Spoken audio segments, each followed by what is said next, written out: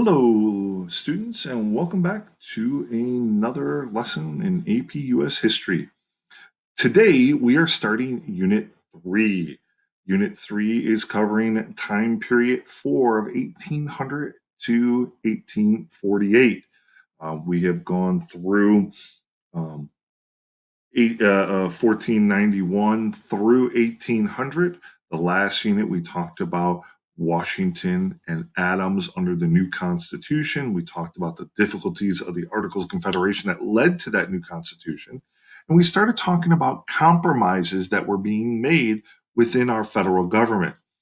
At this point, we had two, Washington's not necessarily a Federalist, but he has Federalist ideas.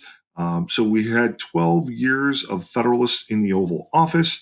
And with the election of 1800, we're going to see a peaceful transition of Federalists to Democratic Republicans. And we're going to look at Thomas Jefferson's views and his presidency here in Lesson 1, Unit 3, Lesson 1. So we're going to take a look at that today. So we're going to focus on events that occurred under Jefferson's presidency and the economy and how things are transpiring. We know that certain basic things about Jefferson that he is not, he's a Democratic Republican, he's not a Federalist, he's a Democratic Republican. He is a believer of the yeoman farmer and not a fan of a strong centralized government. He believes the yeoman farmer is the backbone of our country. He is uh, sympathetic to the French during the French Revolution. We do know that he was in the cabinet under Washington, but left after the proclamation of neutrality, and we'll see then the move towards the move of him now leaving the cabinet and running for presidency against Adams in the Adams' first election after Washington stepped down, and we saw the big controversy of two differencing of opinions in political ideas. And then we see that under Adams, Jefferson is the vice president. And believe it or not, during that quasi war with France, the Federalists got really upset with John Adams about him accepting the peace agreement with the French, and he was so upset that he was even willing to step down and maybe let Jefferson take office.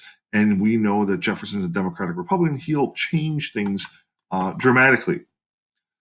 So we know that there was a revolution of 1800. That was that election of 1800, and we'll see that transition of going from the Federalist to the Democratic Republican, and we see that um, we're going to see during that lame duck time period that Adams is going to appoint some judges to try to have a legacy of the Federalist Party in office.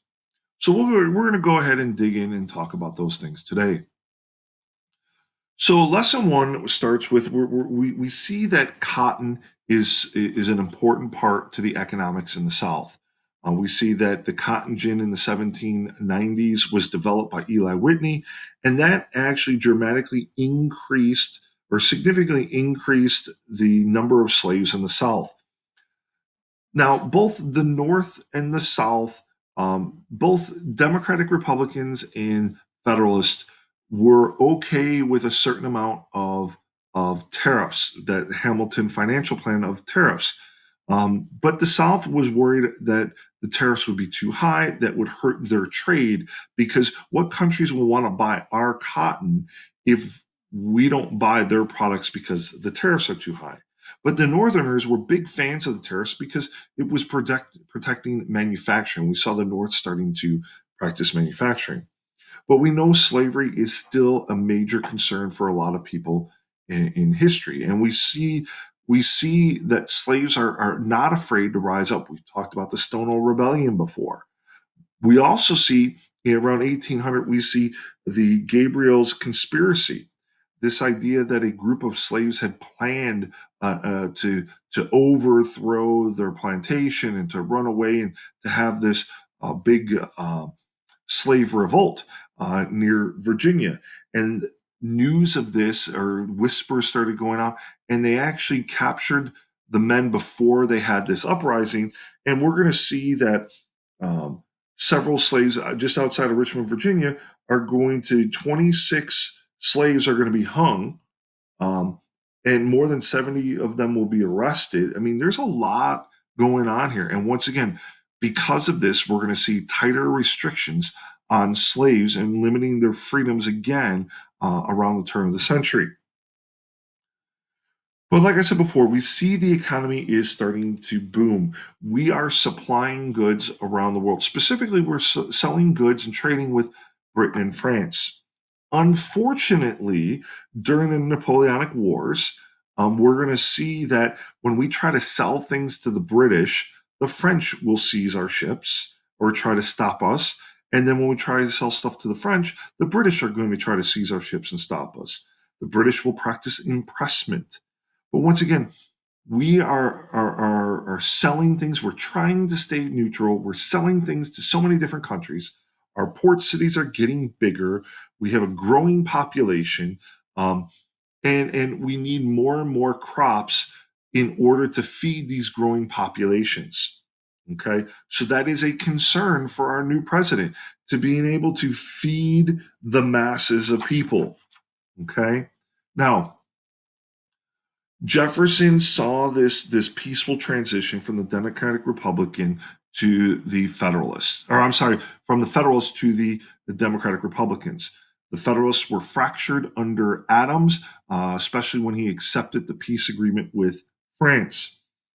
We see that Jefferson is a huge fan of the Enlightenment thinkers.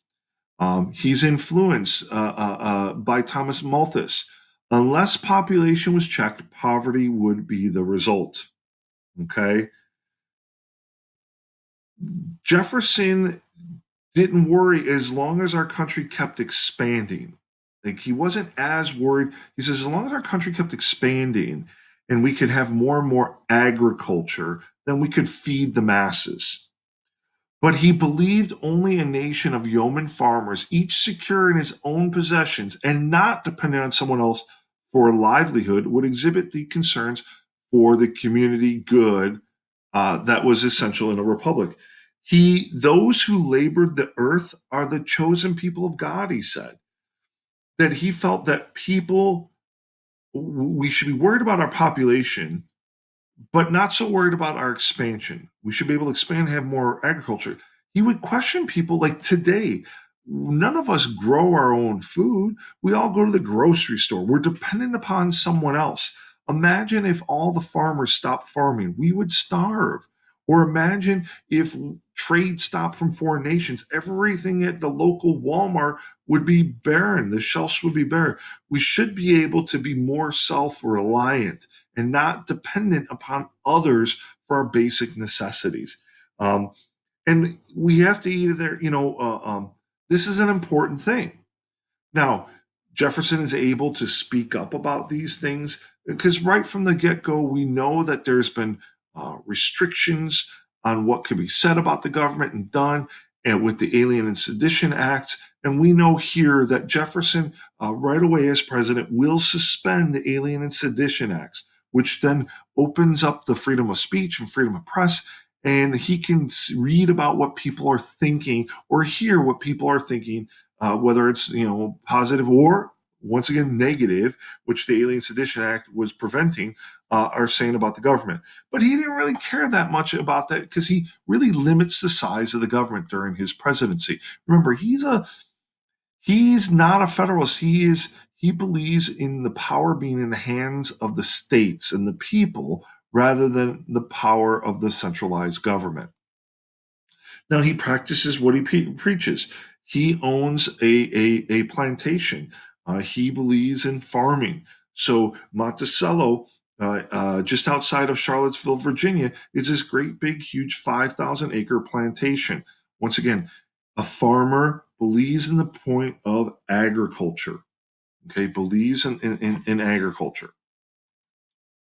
Now, we're going to see that there's going to be this issue of the midnight judges. Okay. And we're going to see the first ever court case recognized by our Supreme Court. Um, so, what we're going to see is judges were appointed under the Judiciary Act of 1789.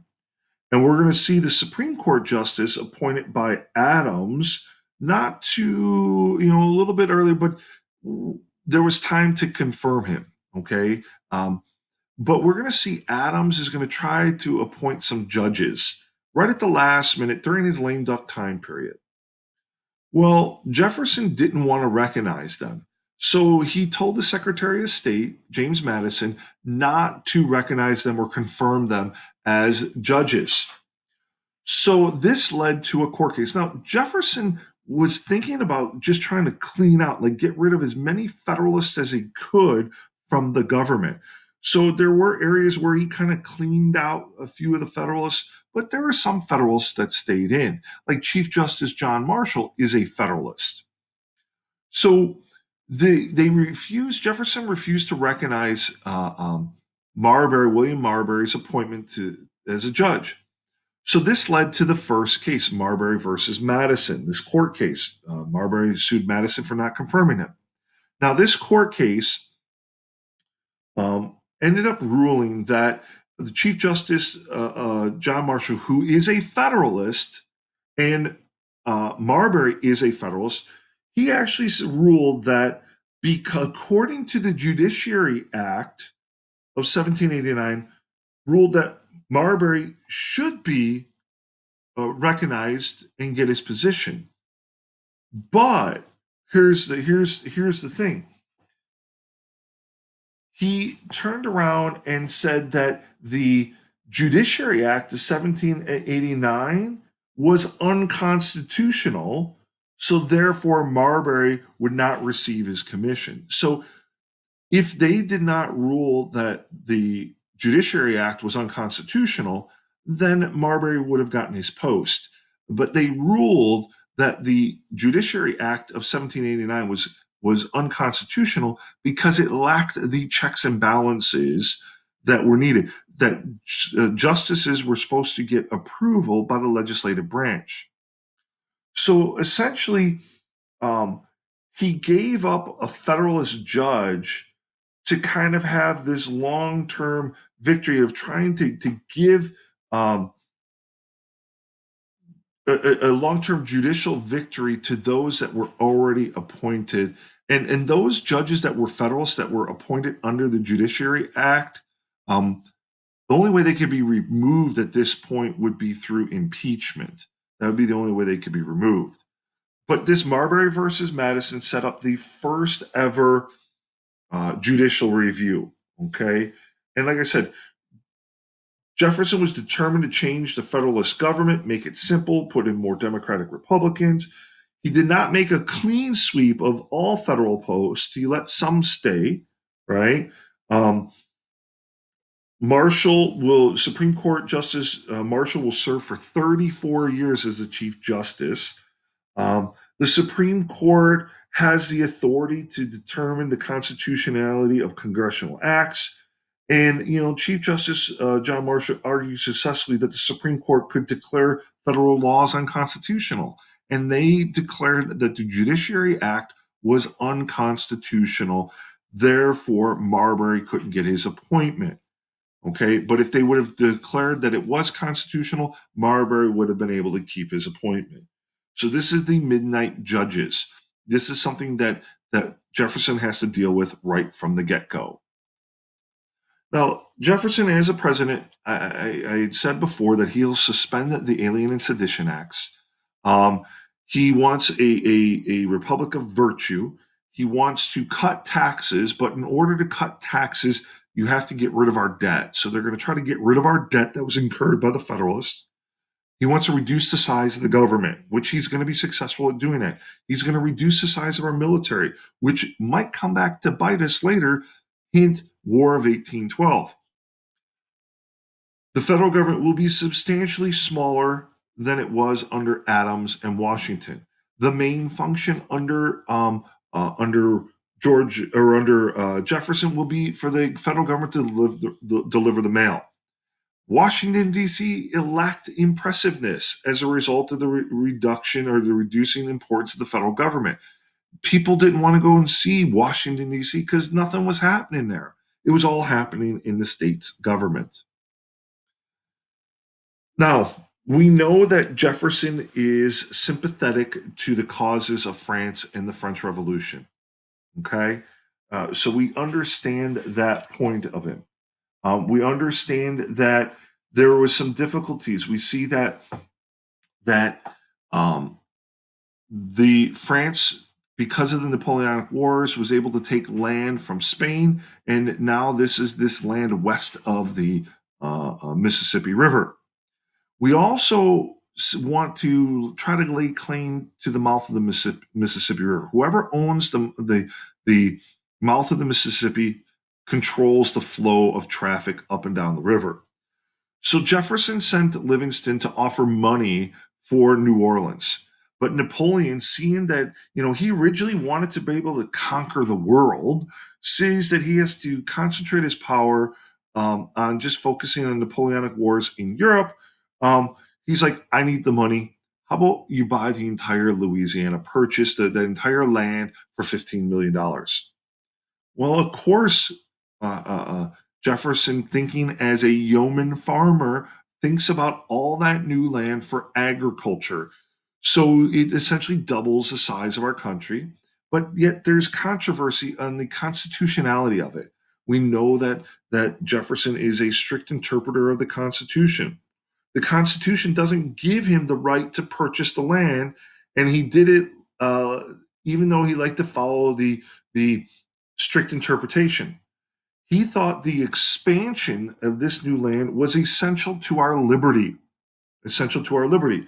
So this had to go in front of Congress, and we have Federalists and Democratic Republicans in Congress that had to approve this. And once again, the constitutionality was all over it. But you have so many people about the agricultural supporters that wanted this and thinks of all the additional land that could be used there to grow and to expand or feed our populations. So we thought this was important.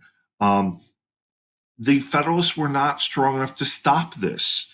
We know that the Federalists have been fractured, and we know the Federalists are upset with this because now there's creating more sectionalism because the North or the Northeast is all about manufacturing and getting this new land in the middle of this chunk of land here, this Louisiana, is right smack dab in the middle. Um, is going to be more for farming and not for manufacturing. So we see this. So it was a question of constitutionality and a lot of negotiations and the strict interpretation of the Constitution, and so there was a lot of controversy with the Louisiana Purchase. Now we know pretty much right away, pretty close. I mean, we bought it in 1803, and in 1804 we're going to send out Meriwether Lewis and William Clark to look at the land, to write about the land, take a trip, and see the land. They're going to start in St. Louis. Today, if you go to St. Louis, we see the arch in St. Louis. That's supposed to be the gateway to the West. So they're going to follow rivers and paths, and they're going to go through the Louisiana Purchase, through the Northwest, and eventually get to the Pacific Ocean. You could go to the Smithsonian today and see their diaries of over 1 million words written about their journey.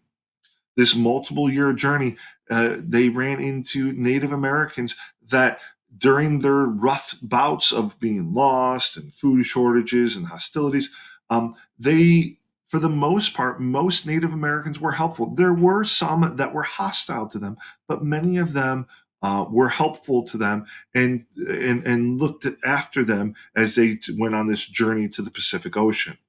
But once again, this is to just kind of see what's out there. This idea of this manifest destiny idea is starting to develop. And we could see here this route that they've taken along the Missouri River, up through the Mandan villages, out here through Oregon into the Pacific Ocean. So we see the routes of Lewis and Clark. But we know that Jefferson had some difficulties with society and what's going to happen with things in his presidency. We know that Washington and Adams, when we think of trade in the Mediterranean Sea, in the at Washington and Adams were trying to set up trade, international trade, and would go through the Mediterranean Sea, and they would run into in Tripoli. They would run through the Barbary pirates area, and they Washington and Adams used to pay tribute to the Barbary pirates to have safe passage through the Mediterranean Sea. But Jefferson said, no, no, no, we're not going to do that. He refused to pay this higher sum of tribute. So he ended up sending a navy there to protect our fleet of merchants that were going into the Mediterranean to trade. So you could say, several years of violence broke out here. There was no clear cut winner of the war here. There was no decisive victory or anything like that. But we did gain some respect on an international level because we weren't going to get bullied by the Barbary pirates. We also know that Jefferson has an issue of trying to maintain his neutrality, that whole proclamation of neutrality, staying neutral. We wanted to trade on the world market, but of course, France and Britain tried to blockade each other's ports from America bringing products there.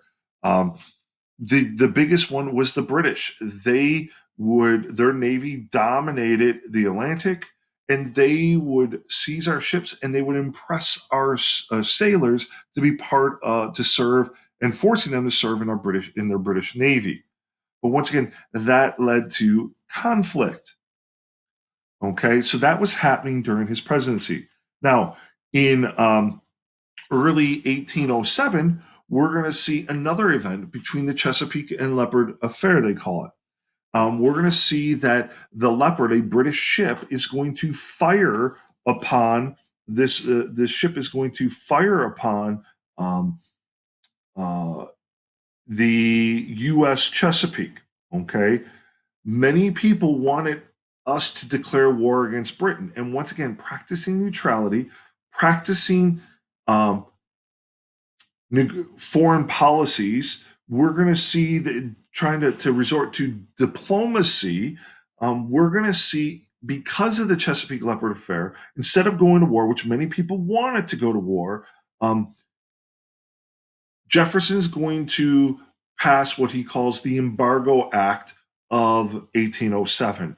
That will be his economic sanctions towards Britain and France primarily, but essentially uh, he is limiting trade for our country. But this was the economic sanctions that were put in place, and we'll talk about that in lesson two. Okay, in lesson two. Now, we also see Jefferson will run for reelection without Aaron Burr. Aaron Burr becomes a thorn a bit in Washington's foot, so to speak.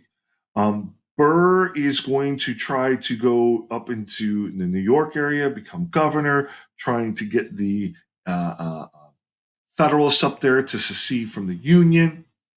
Then we see that Hamilton doesn't like that, so Hamilton and him have words that will lead to the duel of Hamilton and Burr ends up killing Hamilton.